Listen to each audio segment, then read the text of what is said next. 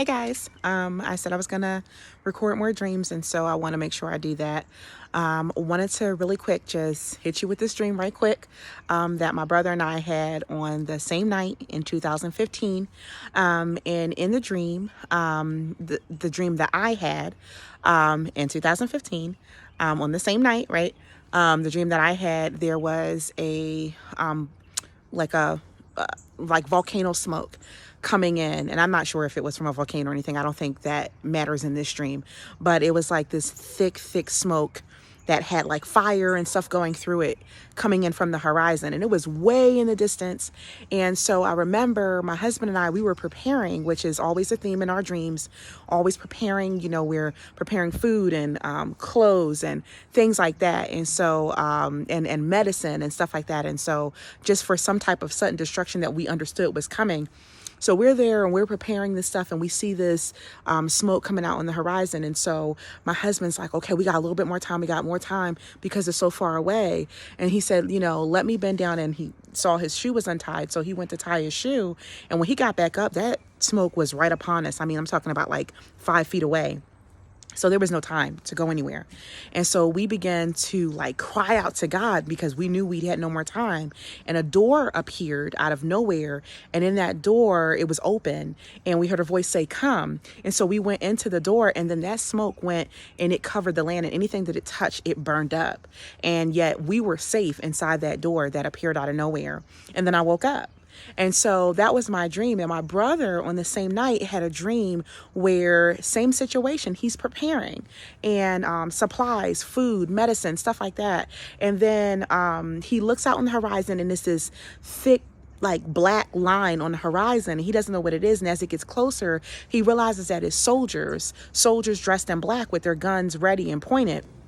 And so he's like, oh my goodness, this is coming. But he realizes, he's like, what? But I have some time because it's so far away.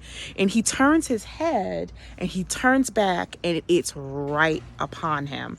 And he cries out, Jesus. And he's with some people, and they start praying. And all of a sudden, the soldiers that are coming in begin to come around them as if they didn't see him. They were still marching. They were still on a mission. They were still destroying everything in their sight. But they like couldn't see my brother. They just go around him. And that was his dream. And he woke up. So we had this dream on the same night back in 2015. And it was just crazy. And I remember when we told each other, like literally the next day, we were both sitting there with our mouths open like, wow. And we both have had prophetic dreams in the past, but nothing like this has ever happened where we had the same dream on the same night. So I just wanted to share that with you guys. I believe that what God is saying is that, yes, something is coming. And the world's fight, this is not our fight.